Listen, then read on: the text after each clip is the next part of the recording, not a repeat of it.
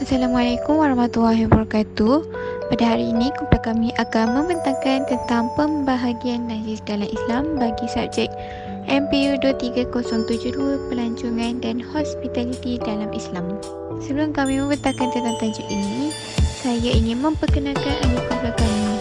Yang pertama, Nur Farisha Akila binti Haji Muhammad Johan, 14 DV 20F 2023. Seterusnya, Azatul Tasnim Izzati binti Osman, 14 DV 20F 2025. Dan yang terakhir iaitu saya, Nur Syahinda Alena binti Safudin, 14 DV 20F 2029. Pertama sekali saya akan membentangkan tentang najis. Definisi najis dari segi bahasa, najis membawa erti benda kotor ataupun sesuatu yang menjijikkan. Menurut syarat pula, najis merupakan sesuatu yang boleh menghalang seseorang daripada melaksanakan ibadah. Seterusnya, saya akan menerangkan tentang bahagian najis. Di dalam Islam, najis terbahagi kepada dua bahagian iaitu najis aini dan najis hukmi.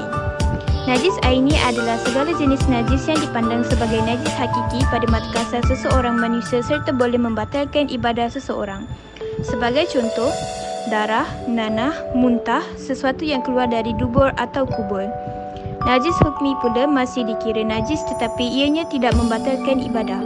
Contoh najis hukmi ialah kahak, hingus, arak dan sebagainya. Di dalam agama Islam, terdapat 3 bahagian najis secara khusus, iaitu najis mughafafah, najis mutawasitah dan najis mughalazah. Najis mughafafah adalah najis ringan, iaitu merupakan kencing kanak-kanak lelaki yang belum makan makanan lain selain daripada susu ibunya. Seterusnya adalah najis mutawasitah, najis pertengahan. Najis mutawasitah merupakan semua jenis najis selain najis mughalazah dan najis mughafafah. Ini termasuklah tahi, kencing, darah, nanah, muntah, air liur basi, bangkai, arak dan lain-lain.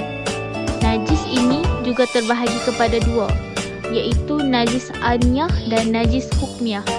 Najis aniyah ialah najis yang masih wujud ainnya atau kesannya seperti warna, rasa atau bau.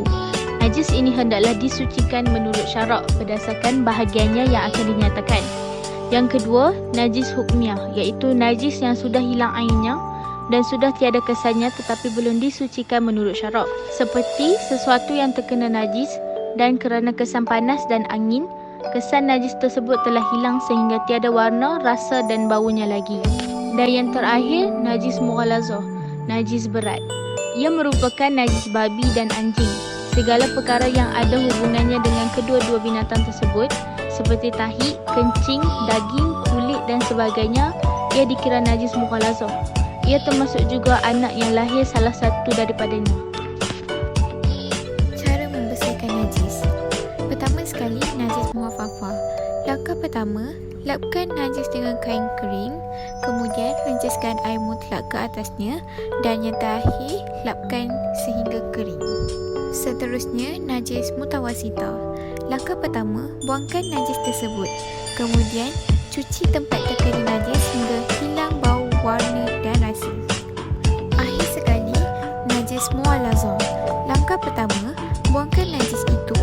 Kemudian, cuci tempat terkena najis dengan air tanah. Dan langkah yang terakhir ialah cuci dengan air mutlak sebanyak 6 kali hingga hilang bau, warna dan rasa.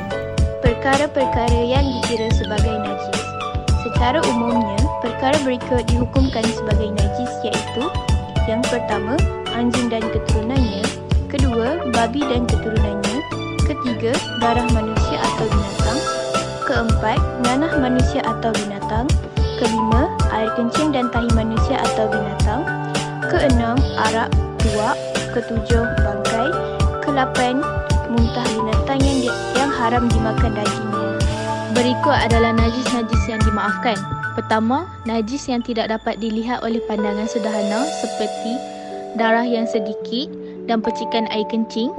Yang kedua, darah jerawat, darah bisul, darah kudis atau kurap dan nanah yang sedikit dan tidak menjijikkan. Yang ketiga, darah binatang yang tidak dapat mengalir darahnya seperti kutu, nyamuk, agas dan pijat. Yang terakhir adalah tempat berbekam, najis lalat, kencing tidak lawas, air kurap dan kudis.